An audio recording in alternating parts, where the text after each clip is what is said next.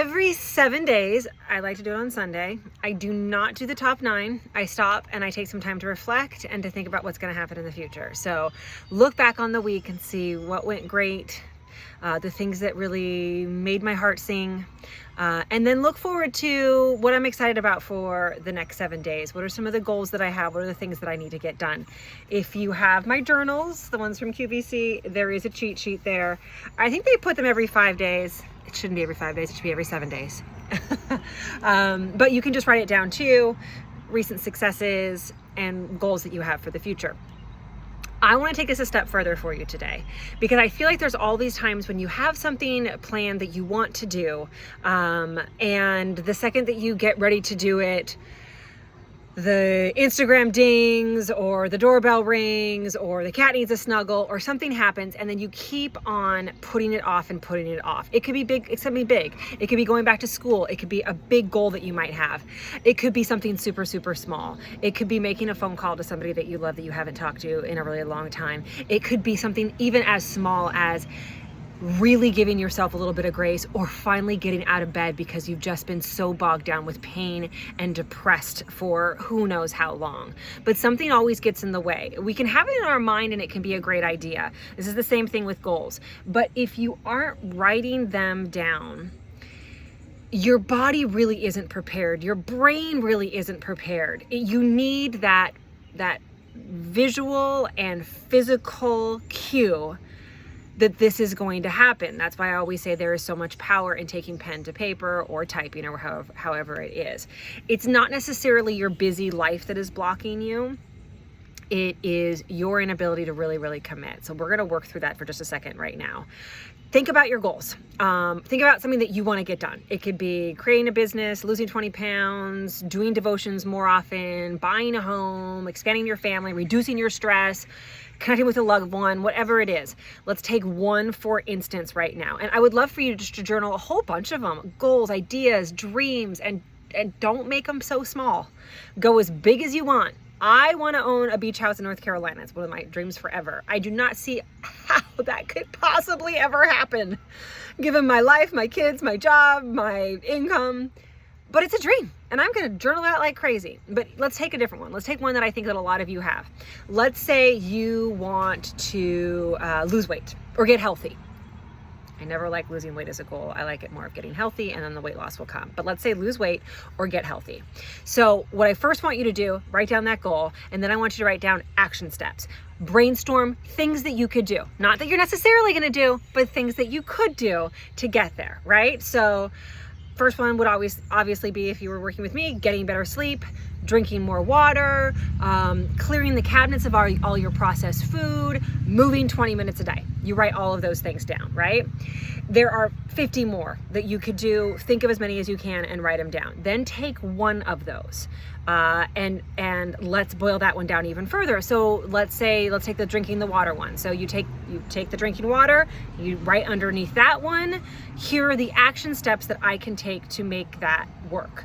Buy a big water bottle. It could be something fun and pretty. I love buying pretty water bottles because they're a big part of my life and they help me stay healthy.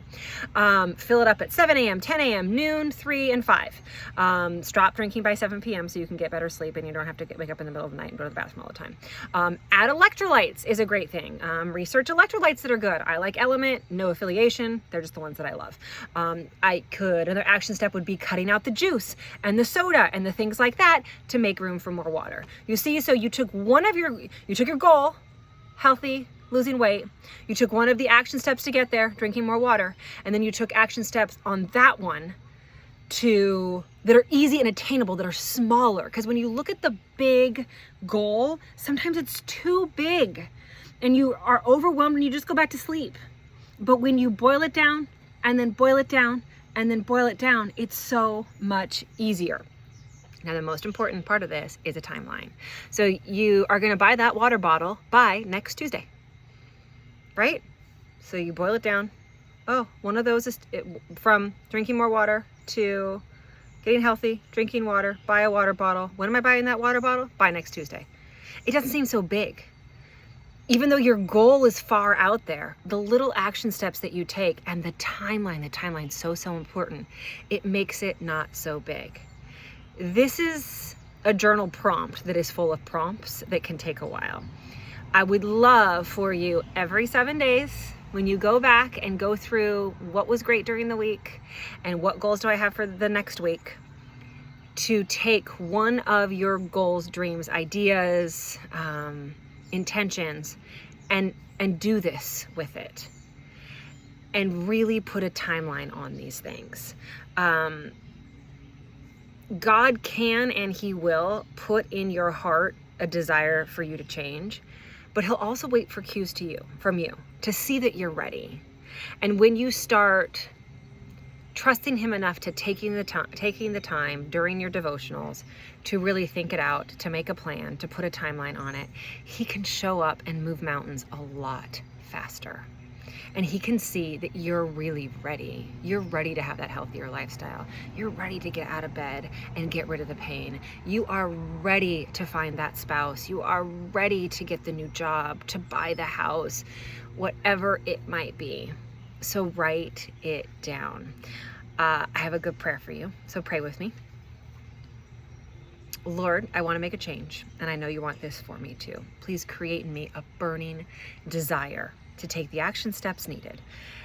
Help me with clarity in what steps to take. Open my schedule to make room for these important movements in my life. Help me remember to pray every step of the way, and when I'm not following the path that you want for me, to make a change. I'm excited to see what you have in store for me, and I trust you, Lord, with all my heart. Amen. All right, start goal setting. Start thinking about what it is, and they don't have to be big, but they also don't have to be small. And I hope that every 7 days you take some time to really look back and reflect on all the amazing things that you've accomplished. And I'll tell you what should be at the top of your list is that you've been going through this series and that you did it every single day. And share some of your goals and your action steps and your timeline with me, because writing it down and telling people about it, that's a huge part of this. The more you speak it out loud and write it, the more likely it is to happen.